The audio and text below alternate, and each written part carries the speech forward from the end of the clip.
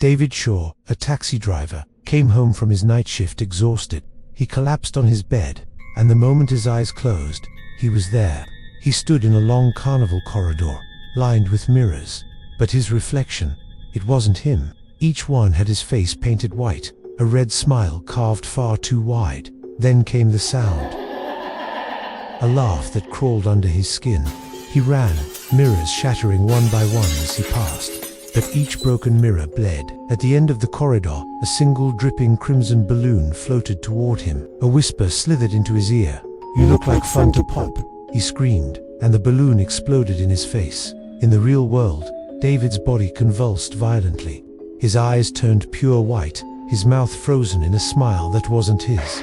Then, an accident. The paramedics said it looked like his face had been stretched. Carla Mendez, a dental nurse, laughed at the clown story on the news. Feeling tired, she decided to take a little nap. That night, her dream started in her dental office. The lights flickered an ominous red. The chairs were filled with mannequins, all with wide grins made of her own teeth. She turned to run, but the door melted into a big red balloon. It popped, and out stepped him. A tall gaunt, with a face like paint dripping over bone. His eyes were black holes that bled laughter. He said softly, "You fix smiles. I collect them." When she woke, her lips were sewn into a smile with crimson thread. Eddie Carter, a street sweeper, dozed off on his break.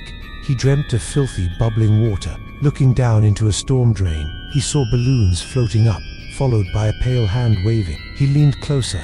"Want to see the parade?" a voice asked. Suddenly, the sewer lid flipped open, and Grinny pulled him in. The sewer walls were lined with real faces, screaming silently as the water rose. Eddie tried to climb out, but the clown's hand gripped his leg. Everyone floats when they drown. He was found the next morning in a flooded maintenance tunnel, his lungs full of red water. Marianne, a quiet librarian, was busy looking for a book to read to pass time.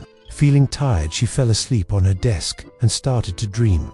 She dreamt she was walking through her library, but all the books whispered her name. The shelves moved, forming a stage.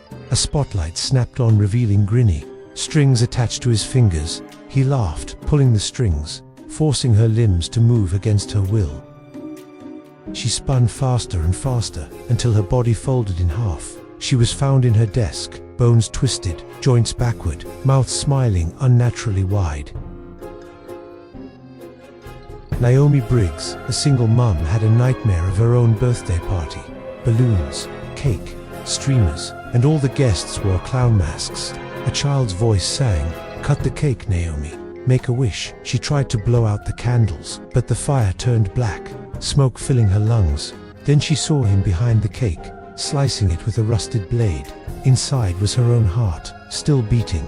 She woke up screaming, choking on black confetti that spilled from her mouth.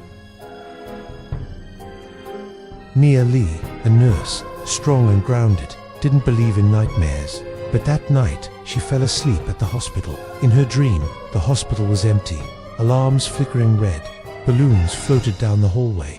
Each room she passed held the dead victims, all smiling at her. Then she saw him, sitting on a gurney, singing a tune, holding a scalpel made of glass. "You're the last laugh." But Mia didn't run. She looked at him and said, "I'm not afraid of you." He froze. His grin faltered, hair fell off, his power fading. She stepped forward, grabbed him, and saw the truth beneath the paint, a writhing mass of shadows and screaming faces. She plunged the scalpel into his eye. He screamed, his laughter twisting into agony as the dream shattered. Mia woke up gasping, drenched in sweat. The news that morning said the clown killings had stopped. Exhausted but alive, Mia stood before her bathroom mirror. She whispered, "It's over." Then she took her bath, but then, a faint squeak, she turned. A single red balloon floated behind her, tied to her bedpost. Her reflection smiled, but she didn't. A whisper came from the mirror. "You can't kill laughter."